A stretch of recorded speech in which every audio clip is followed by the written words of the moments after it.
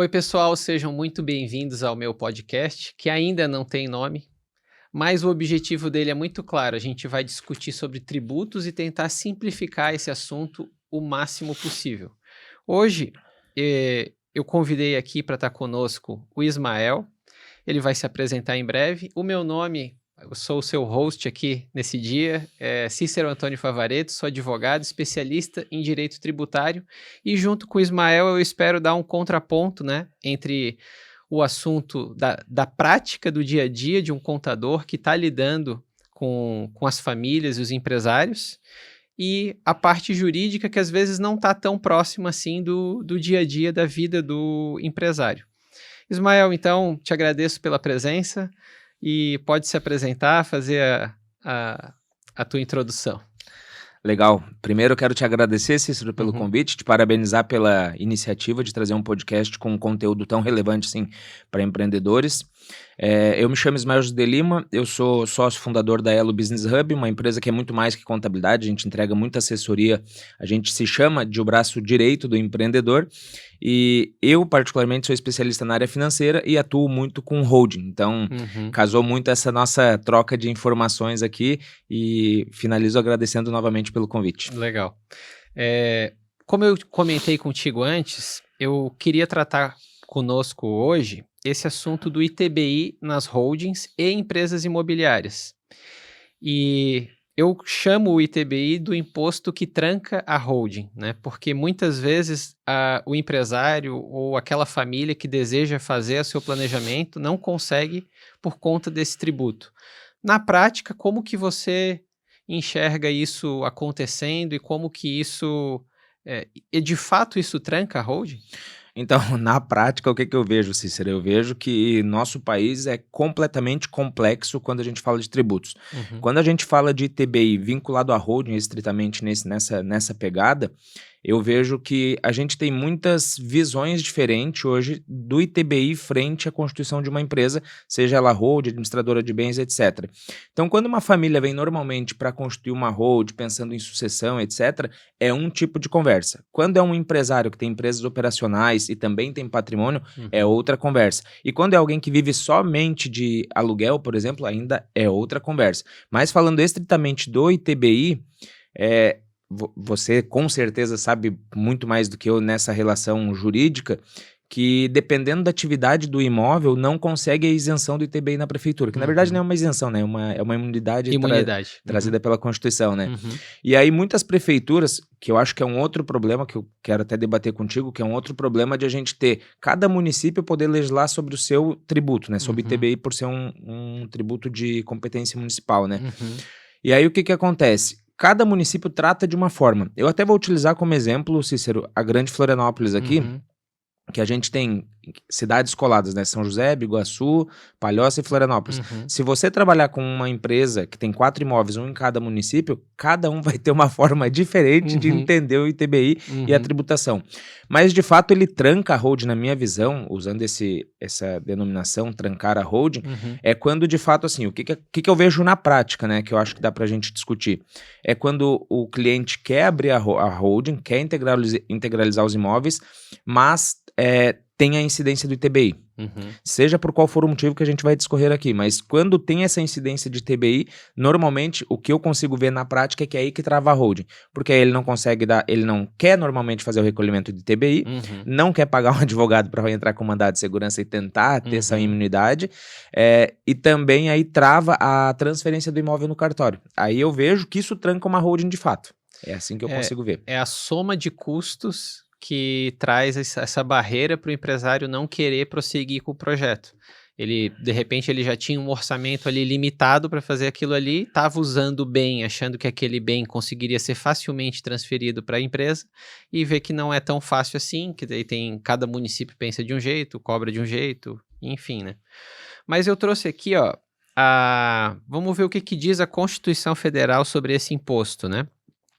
Está lá no artigo 156 da Constituição, falando: compete aos municípios instituir impostos sobre a transmissão inter vivos a qualquer título, por ato oneroso, de bens imóveis, por natureza ou acessão física, e de direitos reais sobre imóveis, exceto os de garantia, bem como cessão de direitos à sua aquisição. Em resumo, eles tentaram colocar todas as hipóteses relativas à transmissão entre pessoas vivas de imóveis. E por que que eles limitam entre vivos? Porque quando é alguém que já faleceu, ocorreu óbito, daí é o ITC-MD, um outro imposto que também incide. E aí, para aquilo que nos interessa, né, vem o parágrafo 2º, dizendo o seguinte: não incide sobre a transmissão de bens ou direitos incorporados ao patrimônio de pessoa jurídica em realização de capital. Então, a própria Constituição ela diz como que o imposto vai incidir em todas as operações ali de transmissão inter vivos a qualquer título, mas no parágrafo 2º ela lista uma imunidade. Ela diz, nesse caso aqui não vai incidir. E aí vem a controvérsia desse texto, né? Porque o texto não é de uma redação fácil, eu deixei aí até para te dar uma lida, né? Ele começa falando, a parte que nos interessa é exatamente isso aqui, não incide sobre a transmissão de bens ou direitos incorporados ao patrimônio de pessoa jurídica em realização de capital. O que é a realização de capital? Eu ia chamar justamente o ponto de atenção na realização de capital. É quando o empresário ou a pessoa física que está constituindo aquela hold, seja qual for o motivo, ela coloca aquele imóvel na constituição da empresa ou num aumento de capital social da empresa e ela faz parte do capital social da empresa, ou seja, lá no contrato social da empresa a gente vai inserir os dados daquele imóvel, o valor daquele imóvel vai fazer parte do capital investido daquela empresa. Ele poderia fazer isso com o dinheiro da conta dele, por exemplo. Exatamente. Mas ele fez com o imóvel. Ele fez com o imóvel porque normalmente está buscando um benefício tributário vinculado justamente ao ITBI ou à sucessão, né? Que aí você falou até anteriormente ali sobre o ITCMD, que é um imposto que incide sobre a morte, né? E normalmente estão querendo balizar esses dois tributos, né? Ou ter uma redução ou uma isenção do ITBI, ou então não ter o ITCMD lá na frente, né? Entendi. Então, aqui quando ele fala, né, realização de capital, é de fato trazer o imóvel para a pessoa jurídica e isso vai gerar cotas. Exato. Geralmente, num contrato social, cotas de R$1, é o padrão, Exato. né? Então vai ter, sei lá, o imóvel vale 100 mil, vai entrar na empresa, vai gerar 100 mil cotas de R$1 cada uma. E aí os sócios, digamos que seja marido e mulher e seja regime de comunhão parcial.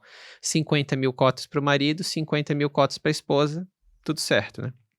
Agora, vamos falar sobre como que ele traz esse imóvel para a pessoa jurídica, né? Porque se ele trouxer o imóvel para a pessoa jurídica com valor de mercado, isso já aconteceu contigo? Alguém pede para fazer isso? Já aconteceu.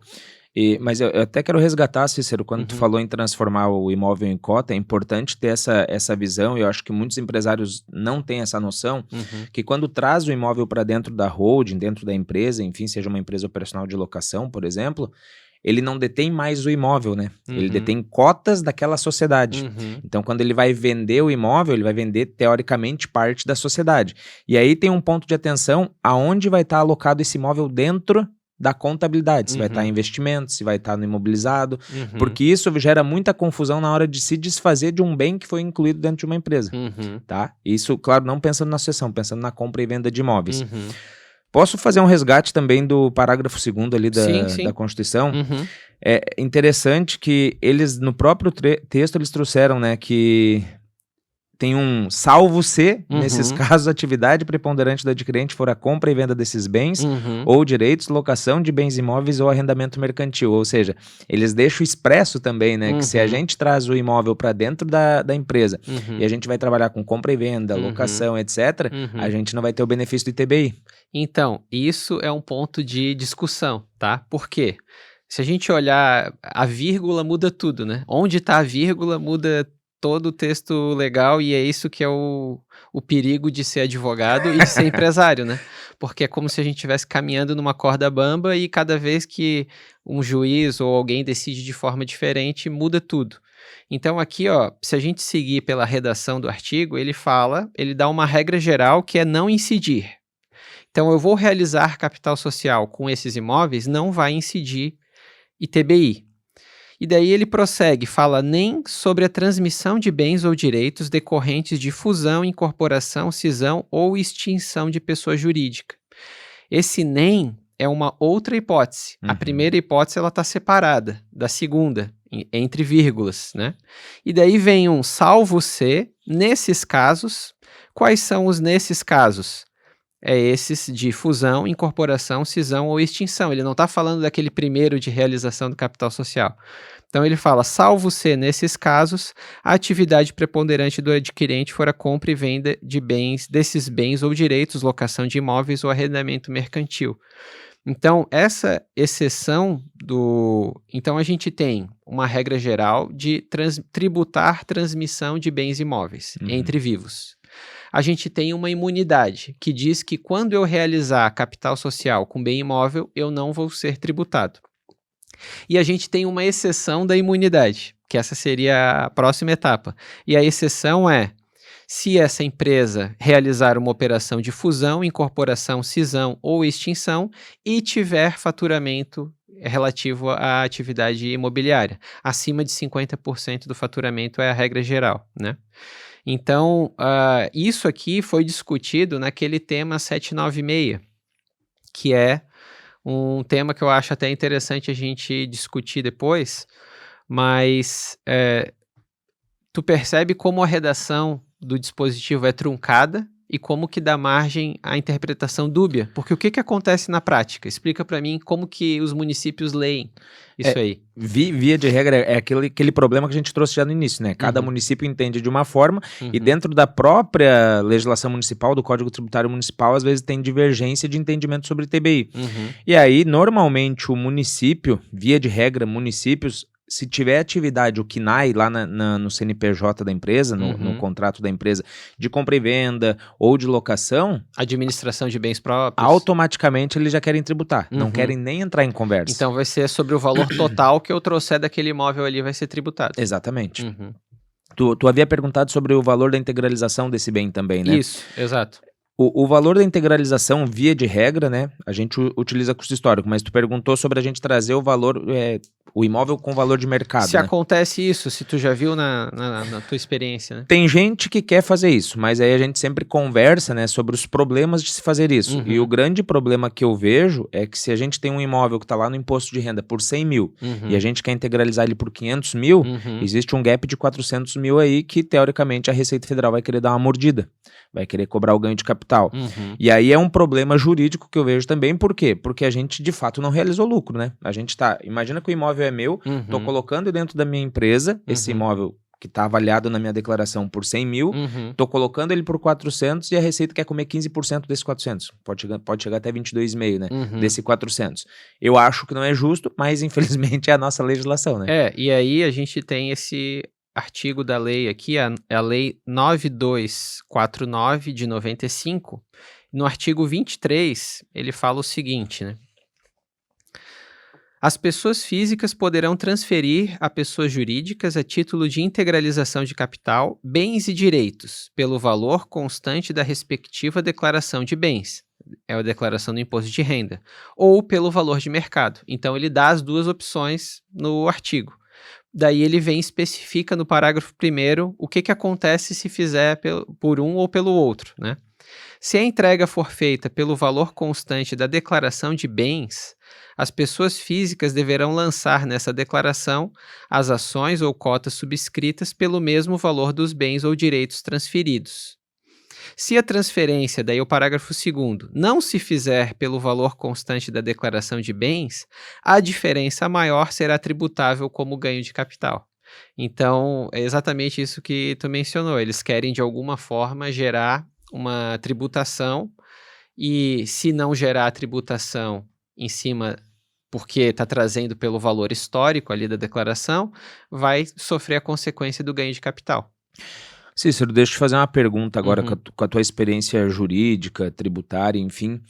Você acha que existe alguma brecha para que, por exemplo, assim, o cliente traga o imóvel a preço de mercado, porque ele quer já passar, digamos, fazer a sucessão com os valores de mercado, depois cada herdeiro pode, de repente, sair da sociedade com seus patrimônios e vender a preço de mercado.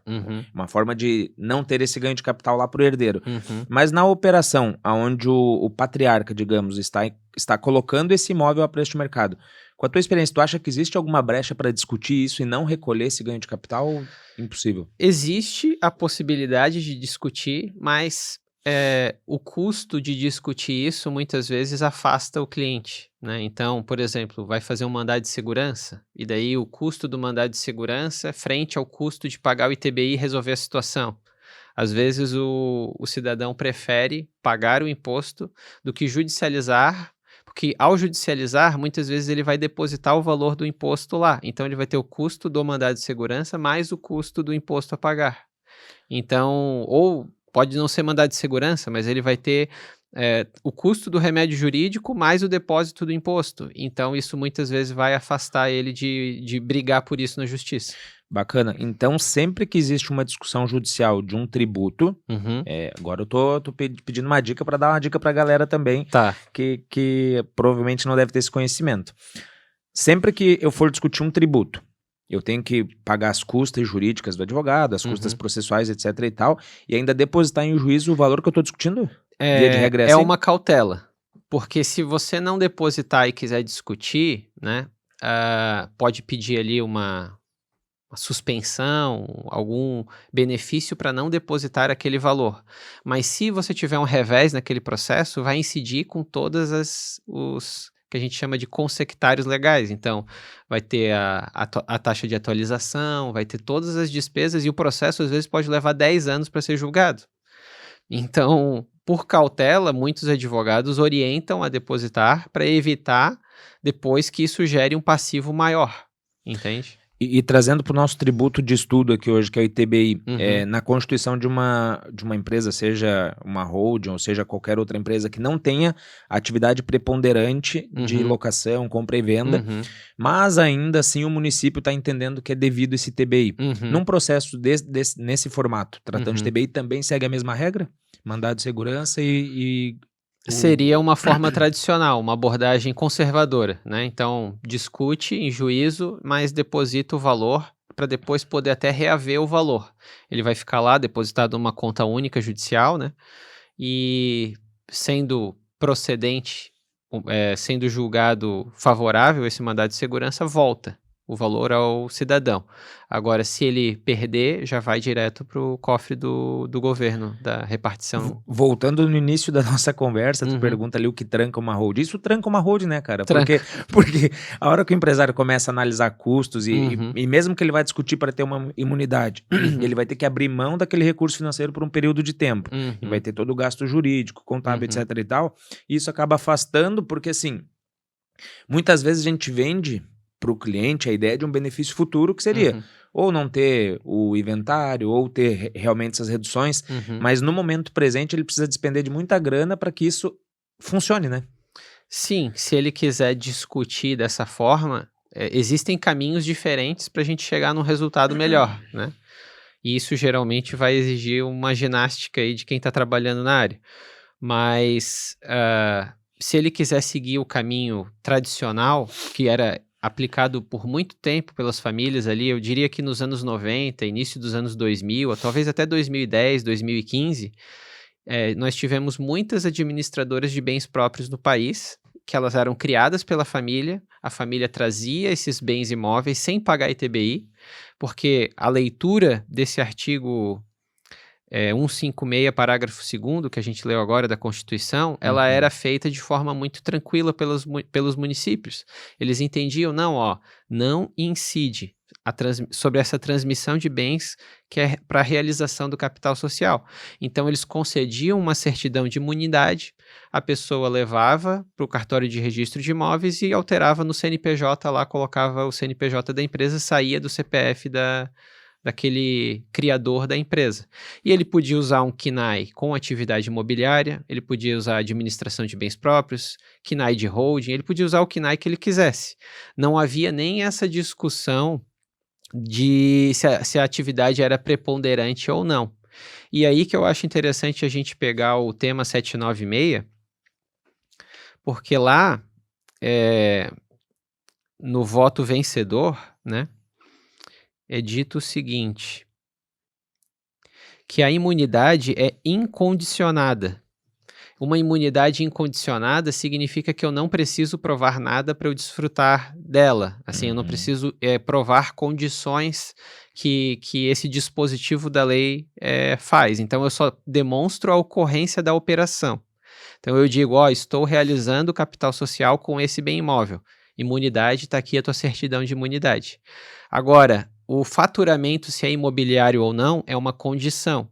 Então, o que esse voto vencedor disse é que esse tipo de imunidade, se ela é feita para trazer o bem imóvel para a pessoa jurídica e gerar cotas, o valor gerado de cotas, ele está abarcado pela imunidade. E aí a gente pode chegar num outro ponto, né? Que os municípios fizeram a partir desse tema 796. E aí é outra confusão, né? A tese do tema 796 do STF, ela diz o seguinte, a imunidade em relação ao ITBI não alcança o valor dos bens que exceder o limite do capital social a ser integralizado. A interpretação que os municípios deram foi a seguinte, você está trazendo o imóvel lá para a pessoa jurídica, e esse imóvel está 100 mil no imposto de renda, mas vale 500 mil, usando o teu exemplo ali, né? Então, o 400 mil, que é o que exceder, é tributável pelo ITBI, o 100 não. Mas não é isso que o julgado trouxe. O julgado ele trouxe o seguinte, olha, eu estou trazendo pelo valor da minha declaração de bens. A minha declaração de bens é 100 mil. Então, esse 100 mil é imune. Não existe diferença a ser tributada, né? O tema 796, no caso, é a prefeitura que majora esse tributo, porque se eu levei por 100 mil, é a prefeitura que está dizendo que vale 500 e quero sobre 400. Exato. Então, o jeito certo de fazer seria o quê?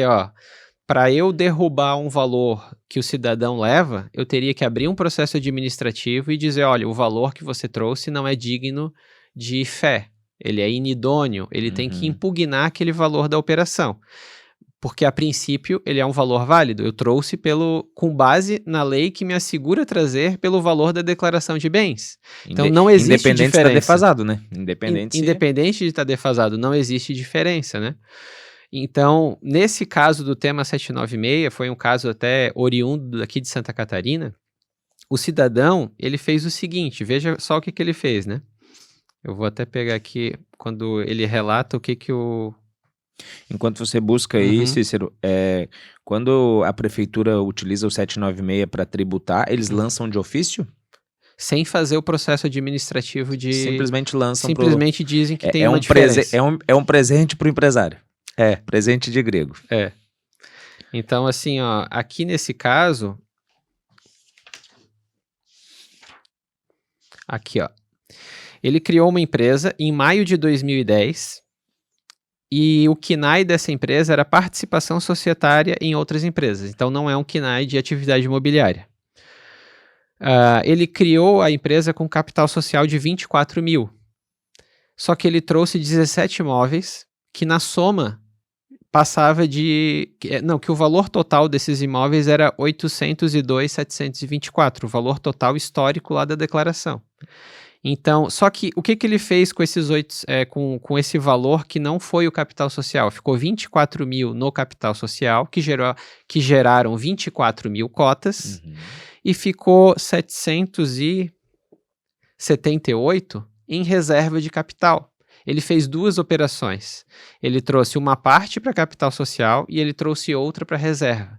E aí, o ministro do voto vencedor disse o seguinte, olha... Como ele fez duas operações aqui, uma parte gerou cotas e a outra foi uma reserva, a parte da reserva é tributada. Porque a Constituição diz que é só quando eu realizo o capital social e gero cotas que é imune. Então, não foi dada essa interpretação que os municípios estão falando, né? Sim. E, infelizmente, eles pegaram o que aconteceu aqui nesse caso, talvez pegaram só a tese, né? Porque a tese dá margem para alguma discussão. Ela diz assim, né? Que a imunidade em relação ao ITBI não alcança o valor dos bens que exceder o limite ao capital social a ser integralizado. Então, eles começaram a enxergar valor de mercado do imóvel, misturaram, que essa não era uma discussão do processo, com o valor da declaração do imposto de renda, com um suposto excesso de ITBI para sair cobrando. Eu vejo, né, o 796 ele é muito polêmico, né? Qualquer lugar que vai falar de holding traz na pauta o 796. E... tem dois pontos de atenção. De atenção não, de discussão, que é, primeiro, a operação que é analisada no tema 796, é uma operação que, não vou dizer que foi feita errada, enfim, não vou julgar quem fez, né, mas estranho. Estranho, né? No mínimo estranho não ter realizado já o capital ali no momento que fez a transferência para a empresa. Olha o pepino que trouxe para todos os... Exatamente. E o segundo ponto é justamente falando do pepino que trouxe, que abre uma brecha gigantesca para discussões, né? E o que dá o quê? Insegurança jurídica para o empresário ter coragem de organizar essa holding. Voltando lá na pergunta inicial do nosso podcast, que é o que trava uma holding? O ITBI trava porque tem várias interpretações, várias margens para dar problema. E aí quando vai dar problema, o empresário já tem uma certa desconfiança. Cara, se vai dar problema, é melhor deixar assim. Não vou mexer. Justamente, porque assim, um dos vieses que eu trabalho bastante, Cícero, e acredito que você também, até pela nossa conversa, é a sucessão familiar. A sucessão do patrimônio visando reduzir o inventário ou até mesmo não ter o inventário. E quando a gente começa a mostrar que tem problemas, via de regra, numa conversa com o patriarca, ele vai dizer: meus filhos que resolvam então depois. Exato. O patrimônio está constituído. Se eles tiverem que vender alguma coisa para pagar inventário, o problema é deles. Eu já construí o patrimônio. E é isso que tira, né, a fluidez de um processo de constituir uma holding, fazer a sucessão. Porque, infelizmente, né, famílias que têm um patrimônio volumoso, assim, normalmente não tem uma única cidade. Normalmente tem um sítio, tem uma casa de praia, tem apartamento fora, às vezes até mesmo fora do Brasil. E aí começa o problema de cada prefeitura analisa de uma forma e, enfim, e acaba dando essa insegurança, essa instabilidade pro... E se não tiver bem assessorado, né, aí aumenta o problema. Porque se ele está bem assessorado, ele sabe as opções que ele tem e ele está disposto a não. Então, eu sei que pode acontecer isso, isso e isso, eu vou seguir pelo caminho tal, que foi o que você me explicou aqui. Agora, se ele só sabe do problema, mas não sabe que existem possíveis soluções, daí mesmo ele vai desistir, vai se desanimar, né? Exatamente. Eu, como contador, Cícero, claro, tenho um teto de trabalho, né? Eu não consigo avançar no jurídico, e eu acho que o mais importante, não o mais importante, mas acho que é fundamental e complementar é ter um bom advogado junto da operação, porque assim, eu conheço outros contadores que atuam nesse segmento também, e via de regra, os caras batem o peito, abrem um CNPJ lá e botam tudo pra dentro e depois que se exploda. Mas no momento do processo que está constituindo, que tem todos esses problemas que irão acontecer, é fundamental ou a empresa já tem um advogado que vai acompanhar esse processo, e de preferência um advogado que entenda do tema, né? Porque no ramo jurídico existem diversas searas que se trabalham, né? Sim. E o cara não vai ser bom em todas elas, né? Difícil. Então, é bom que a empresa tenha um advogado que atue nessa área, ou então que o próprio contador tenha parceiros para se trabalhar nessa área. Por exemplo, eu posso até falar para a tua audiência que hoje eu te tenho como meu parceiro porque eu confio muito na tua responsabilidade, no teu conhecimento. A gente já trocou alguma ideia sobre isso.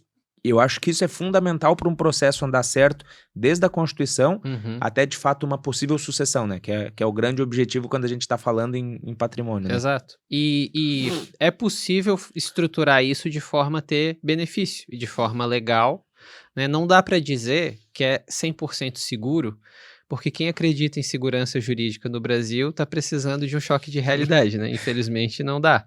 Mas eu digo que é uma escolha de que risco que o cidadão está disposto a passar. Porque se ocorrer o óbito, existem riscos de o patrimônio dele ser superfaturado e ser cobrado um imposto indevido a maior. E se ele se planeja antes e organiza a sua sucessão, ele consegue controlar esses eventos futuros que são imprevisíveis e que vão ficar totalmente na mão dos órgãos de fiscalização para eles decidirem ou arbitrarem o valor que eles entenderem. Por exemplo, imóveis de posse, eu considero um risco muito grande o cidadão falecer e deixar imóvel de posse ir para inventário, pelo seguinte motivo. O imóvel de posse, via de regra, vai ser avaliado pelo fisco como se ele fosse um imóvel matriculado. Eles não vão considerar que a pessoa ainda tem que fazer um uso capião ou que ela tem que fazer um monte de coisas para tentar regularizar aquele bem para que ele tenha o valor. Porque muitas vezes é só uma escritura que diz que ele tem direitos de posse sobre aquele imóvel. E o direito de posse e o imóvel matriculado têm uma longa distância, mas vai ser tratado via de regra, pelo fisco encarregado do ITCMD, como se fosse praticamente a mesma coisa. E aí fica muito pesado, porque além de ter que fazer um uso capião ou a regularização daquele imóvel, ainda vai ter todos os custos de inventário atrelados a isso, né? Ô Cícero, deixa eu te fazer uma pergunta aqui, em questão a gente está discutindo aqui TBI, Uhum, mas quando a gente fala em hold é impossível a gente falar só de TBI e não pensar no TCMD, né? uhum, E se a gente está conversando, o empresário acha que o problema do ITBI é muito grande, né? Ele uhum, fala, cara, não, isso aqui é muito custoso, muito uhum, problema e tal, vou deixar. E tudo foi para inventário. uhum. Tu mencionou ali sobre o valor que vai para o inventário. Esse valor de ir para o inventário dos bens imóveis que o empresário tem, ou que o cidadão tem, enfim, ele automaticamente vai a valor de mercado ou depende aonde está esse imóvel também? Isso ocorreu um processo de migração progressiva, né, no conceito de valor venal e valor de mercado. Valor de venal ele vem do latim, que é relativo à venda, mas progressivamente ele foi sendo transformado na legislação tributária a valor de mercado. Na minha opinião, é diferente pelo seguinte: eu informo o órgão de fiscalização, por exemplo, no caso do ITBI, que ocorreu uma venda. O valor venal é o valor da venda. Então, eu vou informar qual foi o valor desse negócio. E aquele valor que eu informei vai ser tributado. Se ele não for digno de fé, aí o município pode impugnar, dizer que não é e fazer um procedimento administrativo para derrubar aquele valor. Mas, via de regra, é o valor informado pelo negócio. Eu vou ter um contrato, eu vou ter uma escritura pública de compra e venda, enfim, aquilo ali é digno de fé, a princípio, certo? Agora, o valor de mercado, ele é subjetivo, ele fica muito ao critério do fiscal em questão, e cada fiscal é uma sentença praticamente, né? Vai ter fiscal que vai olhar um imóvel e vai dizer, não, mas isso aqui vale muito mais, e daí vai dizer que vale mais e vai usar esse imóvel com aquele valor que ele diz que vale como base de cálculo para calcular o imposto do ITCMD ou ITBI, independente de qual for o imposto, né? Então, deixar simplesmente o seu patrimônio ir para inventário é entregar aos órgãos de fiscalização todas as ferramentas que eles têm para que eles possam fazer esse escrutínio de forma ampla e restrita, inclusive para superfaturar quando eles acharem que vale mais. Esse superfaturar que eu digo, como está sujeito à interpretação, a gente vê que superfaturamento é crime ou é errado. Não é bem isso, né? Superfaturar é dizer que vale mais do que aquilo que realmente vale. Então, eu vou botar um imóvel de posse para vender por 100 mil, e aí ele vai ficar 5 anos sem vender. O valor de mercado daquele imóvel é 100 mil?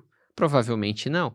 Eu teria que baixar o valor até eu conseguir vender. Quando eu conseguir vender, bom, aquele ali que era o valor de mercado. Por isso que o valor venal é importante que fosse respeitado, né? Valor venal é o da operação efetivamente realizada, não o valor de um anúncio. Eu boto lá, eu posso anunciar qualquer imóvel por 1 milhão, mas se eu não vender, Exato. não é valor de mercado aquilo ali, né? Exato. Então, assim, ó, só para finalizar essa parte, essa migração do conceito de valor venal para valor de mercado, hoje, na minha opinião, causa muitas distorções e causa insegurança jurídica também. E eu não sei se tu tem acompanhado, alguns clientes me perguntaram sobre a FIP dos imóveis que tá para vir o ano que Uhum, vem, né? sim. E muita gente está com medo e correndo Uhum, para integralizar seus bens esse ano, porque uhum, a partir de 2026 a gente vai ter uma FIP dos imóveis, né? Que vai ter um preço tabelado. sim. Uhum, E concomitantemente a isso, a gente vai ter o Sistema Nacional de Controle dos Imóveis da Receita Federal com os cartórios, né? uhum, Então não vai ter mais como que muita gente tenta passar um valor mais abaixo na prefeitura, uhum, tenta declarar um valor mais abaixo, e me uhum, parece que a partir do ano que vem isso aí vai ficar meio que centralizado com os cartórios e uhum. também com essa FIP dos imóveis que está vindo. É. E conhece alguma coisa sobre? Isso é uma tendência por causa da tecnologia, né? Quanto mais avança a tecnologia, mais os governos criam mecanismos para facilitar a arrecadação e minimizar o trabalho. Então, o trabalho manual de um fiscal é sempre mais custoso do que um sistema que já vai trazer tudo mastigadinho, né?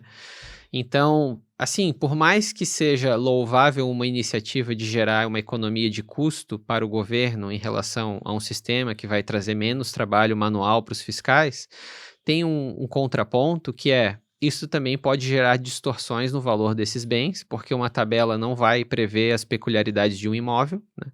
Então, um imóvel, o que que representa o valor de um imóvel? Às vezes é o estado em que ele se encontra. Está indo alguém lá fazer uma avaliação daquele imóvel? Não, é uma tabela que é uma noção geral, né? Então, a gente tem que ter muita cautela de não pegar essa tabela aí, criada por um mega sistema, e não agora se apegar a ela como, não, isso aqui é o valor e pronto. Eu tenho que olhar sim, né, por meio de uma avaliação de um corretor de imóveis que conheça o mercado, que conheça aquela região, né, se aquele imóvel de fato vale o que está na bendita tabela, se é que vai ser exatamente assim, né? Porque quando tem essas... Hoje saiu uma notícia, inclusive, que fala o seguinte, ó. Salvo engano, Cícero, Uhum. essa tabela que existe, essa FIP dos imóveis, salvo engano, já tem algo muito semelhante na área rural. Não é uma área que eu trabalho, Sim. mas salvo engano, existe uma tabela por municípios de Uhum. quanto mais ou menos vale a área rural para informação do ITR. Ah, entendi. Mas não é uma área que eu atuo, mas eu acho que vai ser semelhante Por a ser isso. um imóvel de competência da Receita Federal, o ITR, né? Uhum. Então ele já tem uma tendência de fazer tabelas e padronização, né? Para não fugir muito. E agora ó, saiu essa notícia falando que a Receita prepara um super sistema para aprimorar a cobrança de impostos e reduzir a sonegação. Isso diz respeito ao IBS e ao CBS, que é imposto sobre consumo, né? Outras coisas que estão vindo aí. Então, é uma tendência em razão do avanço da tecnologia, né? Ô Cícero, eu quero resgatar ali que tu falou sobre deixar os bens ir para o inventário e tal. Uhum. O ITCMD sempre é mais caro, né, do que ITBI, porque ITBI... Em Santa Catarina, especialmente, né? ITBI, a alíquota máxima, via de regra no Brasil, é 5%, né, varia de 2 a 5, dependendo da prefeitura. E a gente parando para pensar em inventário, valor de mercado dos imóveis, ali como tu citou, tu vai deixar teu patrimônio para entrar num inventário e pode ser que vão superfaturar esses imóveis na hora de fazer o inventário. Analisando aqui, então, ainda assim é melhor a gente colocar esse patrimônio para dentro de uma hold, mesmo que não seja feita a sucessão, porque o que vai para o inventário é o patrimônio líquido daquela empresa.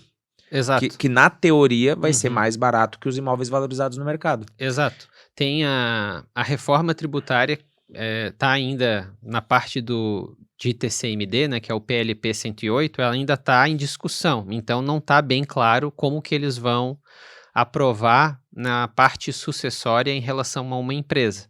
Mas a última alteração, fruto de um relatório da CCJ, que está no Senado, em discussão, essa reforma, né, menciona que a tributação seria feita pelo patrimônio líquido. Aqui em Santa Catarina, a regra geral deveria ser o patrimônio líquido, mas por meio de um regulamento, eles criaram uma regra de que é o patrimônio líquido reajustado pelo valor dos ativos e passivos a valor de mercado.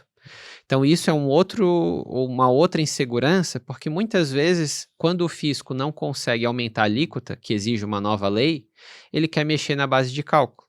E a base de cálculo vai aumentar tributo, né? Então, o que tem sido feito, o movimento contínuo também do fisco, né, é ampliar a base de cálculo para arrecadar mais.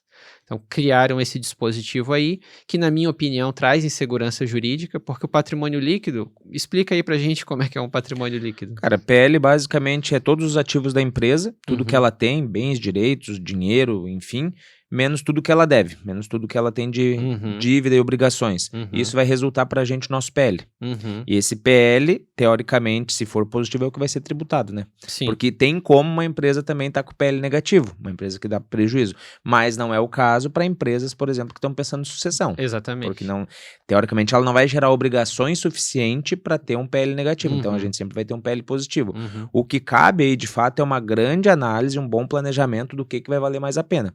É claro que a gente já conversa muito sobre isso e sempre vale a pena a gente ir até o fim da hold, fazer a sucessão, deixar tudo organizado. Mas pensando no pior cenário, ou no menos pior, no caso, deixar tudo para inventário ou deixar dentro de uma empresa, de repente deixar dentro da empresa é mais vantagem ainda. Exato.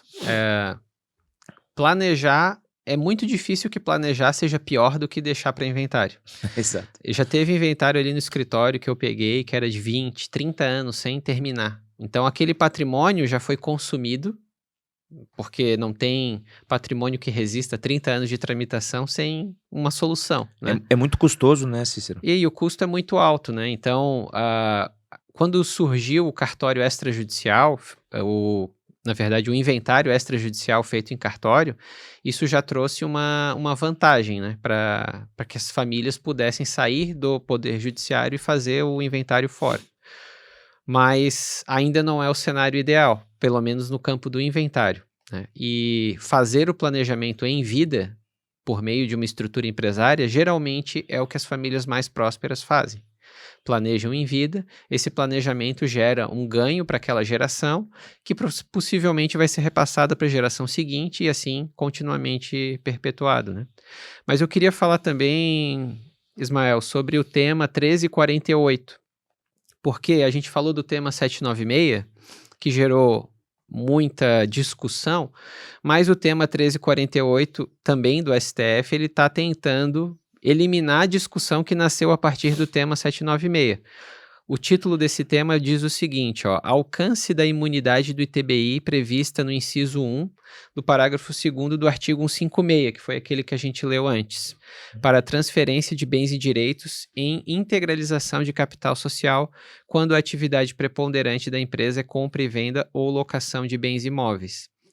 Pelo que eu percebo aqui, eles vão analisar se essa atividade preponderante significa alguma coisa para essa imunidade. Na minha opinião, por coerência em relação ao tema 796, tem que ser uma imunidade incondicionada, então essa atividade imobiliária ou não tem que ser excluída do debate. Até porque a gente está falando em ITBI na integralização, mas a tributação da atividade ocorre na própria receita da tributação, né? Exatamente. Se eu tenho um aluguel, eu vou tributar, se for lucro presumido, lucro real, enfim, vou tributar todos os impostos da operação. Uhum. Não faz sentido eu integralizar o imóvel, pagar para colocar esse imóvel lá e depois pagar ainda sobre a receita que esse imóvel traz, né? Exatamente. Então, quando foi criada essa imunidade, isso vários advogados defendem esse ponto de vista também, né? O objetivo dela é facilitar a transição de bens da pessoa física para a pessoa jurídica para fortalecer empresas no país, porque as empresas geram receita e elas geram retorno para o governo, para o Estado em outros tributos, não necessariamente o ITBI, mas gera, né? Então, se eu facilito esse trânsito da pessoa física para a pessoa física, eu incentivo as pessoas a abrirem empresas e, consequentemente, eu gero mais receita para o governo como um todo. Agora, quando eu começo a colocar obstáculos para essa transferência, porque, na verdade, não está ocorrendo uma alienação. O que está ocorrendo é só eu troquei o meu imóvel por cotas, mas agora o imóvel está dentro de uma empresa e eu sou o sócio daquela empresa. E falando nisso aí, Cícero, lá no imposto de renda, imaginando o imposto de renda da pessoa física, eu tinha 100 mil reais declarado que era um imóvel, na declaração do ano seguinte eu tenho 100 mil reais declarado em cotas. Em cotas, ponto. exatamente. O meu patrimônio não mudou absolutamente nada. Exatamente. E eu estou tributando, por exemplo, naquele caso do ganho de capital, por quê? No caso do ITBI, por quê? Porque é o mesmo patrimônio, não faz sentido. Exatamente. E é a mesma pessoa, não houve ainda o terceiro, não houve nada, né? Então eu espero que esse tema 1348 ele ajude aí nesses debates, né? Pelo menos a gente vê que quando surge um tema, o objetivo dele é pacificar uma questão. Agora, quando eu tenho um tema que traz um problema, que precisa de um outro tema para resolver aquele problema anterior, que às vezes até não existia até então, né? A gente começa a ver como que o ambiente de insegurança jurídica no país é muito alto, né? Mas sabe que eu vejo uma luz no fim do túnel? Pensando agora em reforma tributária, trazendo para essa reflexão do ITBI, a gente começou, né? Tá começando uma reforma onde a gente descentraliza das prefeituras e dos estados para centralizar na União, né? Na teoria, a legislação futuramente será uma única legislação para todos os tributos. Pensando nisso, dá para ver uma luz lá no fim do túnel, cara. Daqui a pouco vão mexer no ITBI, não vai ter mais essa tributação do ITBI porque o município vai ser gerido pela Receita Federal também. Então, dá para ter essa luz, mas assim, a gente tá falando, como tu falou, de Brasil, né? Se a gente tá falando de Brasil e a gente conhece, vamos pegar só da Constituição de 88 para frente, a gente sabe o tanto de mudança, o tanto de problema e o tanto de instabilidade jurídica que já se criou, né? E agora que tu tá falando disso, eu lembrei do que do que eu comentei contigo antes, né? Que era o voto do ministro Marco Aurélio nesse 796, que eu acho interessante a gente ler só um trecho para que as pessoas tenham conhecimento de como que a realidade do país ela caminha muito com muitas mudanças em um curto espaço de tempo, né? Olha só, ele menciona, o ministro Marco Aurélio, que teve constituições de 1934, 1937 e 1943 que previam expressamente a incidência do ITBI na incorporação ao capital das sociedades. Então, todas essas aqui previam. E aí, na Constituição ali que antecedeu a Constituição de 67, né, teve uma exposição de motivos da emenda 18. E na época o professor Otávio Bulhões, ministro da Fazenda, demonstrou uma preocupação com o ITBI e com a ausência de um substrato econômico. Eu vou ler aqui o trechinho que ele menciona, né? Os impostos relacionados com a transmissão de propriedade inter vivos, hoje admitidos pela Constituição, são destituídos de fundamento econômico e, por esse motivo, a comissão sugere que sejam retificados. E depois, no final, ele encerra, né? Ele coloca assim, ó, o fato de alguém vender uma propriedade a outrem não autoriza admitir, pela simples transmissão, o exercício de uma atividade econômica suscetível de tributação. Se o vendedor lucra com a transação, se ele ofere ganho de capital porque comprou por um preço e vendeu por outro, esse lucro deve ser taxado, porém não sobre o valor total da transação. No ITBI é o valor total daquele imóvel que vai para incidir o 2%. Não faz sentido nenhum. Não faz sentido nenhum. É aquilo que ele mencionou aqui, a ausência de substrato econômico. E aí ele encerra. Esse professor Otávio Bulhões, citado dentro do voto do ministro Marco Aurélio, né? A meu ver, deveríamos suprimir integralmente do sistema tributário os impostos de transmissão de propriedade inter vivos. São impostos sem sentido econômico, criam empecilhos de toda ordem e representam um sério obstáculo ao desenvolvimento econômico do país. E é isso que a gente vê, por exemplo, com a ausência de regularização imobiliária. Eu tenho um monte de imóveis no país com contrato de gaveta que não foram regularizados. E por quê? Porque o ITBI também trava uma simples regularização de um contrato de compra e venda, que se essa exposição de motivos dessa emenda tivesse sido levada adiante, talvez a gente não tivesse, na Constituição de 88, a tributação do ITBI da forma como foi feito. Ainda que a Constituição de 88, ela não repetiu o que foi feito em 34, 37 e 46. Ela abriu uma exceção à imunidade em relação à utilização desse bem para a realização do capital da pessoa jurídica. Ou seja, não estamos no pior do cenário, já tivemos constituições piores, né? E eu acredito que dessa própria citação, claro, é o 796 que embasa muitas prefeituras, mas dentro dessa própria citação eles podem se aproveitar ali da diferença, que é o lucro, para tributar o ITBI. Mas aí não faz nenhum sentido porque não existiu a venda, né? O Ismael está integralizando na empresa do Ismael. Aonde que está o momento da venda para ter incidência do ITBI? E o ganho de capital é o lucro. Agora, ITBI não é sobre lucro, é sobre transmissão. Exato. Então é a transmissão de bem imóvel cujo valor é o valor venal da operação. Daí volta para aquela coisa que a gente falou ali antes do valor de mercado. Exato. E tudo mais. Em resumo, então, né, eu acho que para você que é empresário, para você que é uma família que tem um patrimônio, enfim, você que tem um patrimônio, eu acho que você precisa ter um bom advogado, um bom contador, fazer um planejamento e olhar o melhor caminho, porque assim, vai ser custoso? De alguma forma vai ter custo.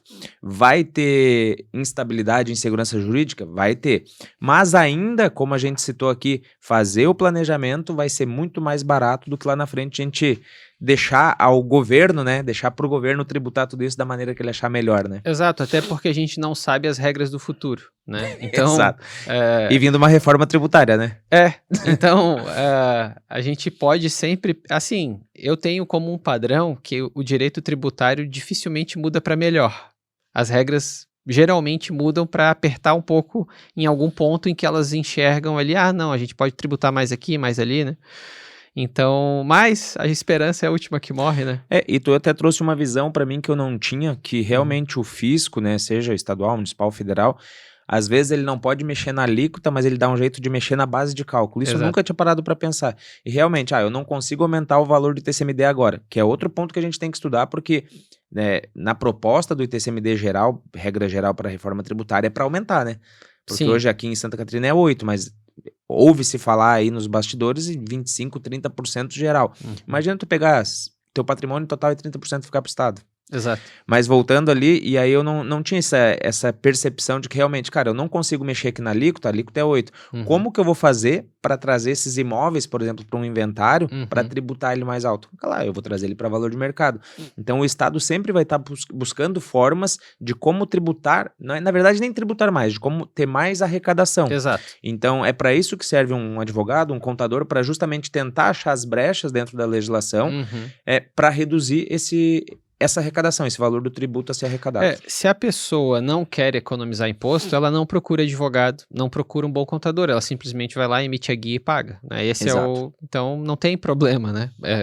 Pode até, se quiser, emitir uma guia e pagar imposto a mais pro governo sem problema nenhum, né? Tu não faz se alguém chegar lá e pedir? Não, quer pagar. Quer pagar? Não, eu faço uma eu DARF vou emitir aqui. a guia e vou ligar pro hospício, né? Esse cara precisa ser internado. Né? Mas se quiser, pode Não, mas fazer. pode. É possível, né? A questão é se alguém vai querer fazer. Eu não conheço ninguém que fez. Não, também não. E realmente, assim, no dia a dia, né, a gente bate muita cabeça tentando encontrar onde vai ter uma oportunidade de redução ou de melhoria, né? Porque às vezes não consegue uma redução, mas consegue um alongamento de prazo, consegue uma negociação, e isso faz com que o empresário tenha mais fluxo de caixa, consiga planejar a sucessão, porque um dos grandes benefícios que a gente até não tocou nesse ponto é justamente a gente ter esse tempo para organizar tudo, né? Porque quando existe um falecimento, um óbito, cara, não sei qual é o prazo do inventário, 60 dias? 60 dias para entrar. 60 dias para entrar, cara, 60 dias às vezes não passou nem o luto, dependendo da família. Então é muito rápido para ter que resolver um problema que vai trazer muito mais transtorno do que planejado, de repente, durante 5 anos. Exatamente. Porque muita gente acha também que vai abrir uma holding no outro mês estou resolvido, né? E não, é um negócio que também é moroso, dependendo da forma como quiser, pode ser que seja encerrado rápido, mas se ele quiser seguir por outro caminho, pode levar alguns anos, né? Tudo depende também do bolso, né? E do tipo de planejamento que ele quer, né? Mas, Ismael, então foi muito bom a gente estar aqui conversando sobre TBI, sobre essa questão tributária aí tão complexa, né? E eu espero que num próximo episódio a gente encontre um outro tema interessante para tratar. Agradeço pela tua participação e compartilhar essa experiência, né? E se quiser trazer alguma palavra de encerramento, então. Legal, não quero te agradecer, Cícero, muito bom realmente, e volto a parabenizar pela iniciativa. É um projeto muito bacana que eu tenho certeza que vai levar conhecimento para muito empresário, para muita gente que precisa ter conhecimento acerca da área tributária. Fico à disposição para novos temas, enfim, e se possível eu quero deixar o @, da nossa empresa para o pessoal poder seguir. Encontra no Instagram como @EloBusinessHub. É isso aí. Obrigado, então, tá Cícero. Bom. Obrigado também. Então, gente, foi isso. O assunto de hoje era ITBI nas holdings e nas empresas imobiliárias. Espero que vocês tenham gostado. E num próximo episódio traremos outro assunto relacionado com impostos aqui no país, nesse ambiente tão fervilhante quanto a reforma tributária, que está saindo tese, saindo assunto para todo lado. Obrigado, um abraço e até a próxima. I got $5 without what I got. Going to town with my